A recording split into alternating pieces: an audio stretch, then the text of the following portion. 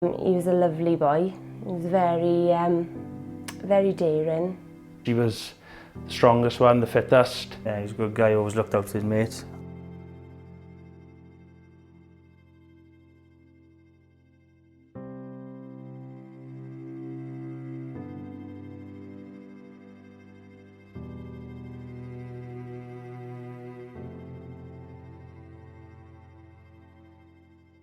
We were all up the reservoir swimming. I'd say there was about 15, 16 of us. We were just messing around. We were trying to swim from one point to the other. 5 of us went in the water, but I chose not to swim across, as I would carry the boys' stuff and didn't feel I could swim across. To be honest with you, at the time it didn't look like a very far distance, but obviously it was too far, very hard, very cold. It was a lovely day, it seemed like a good idea. Kyle and Reuben were having trouble swimming. Got about 3/4 of the way across.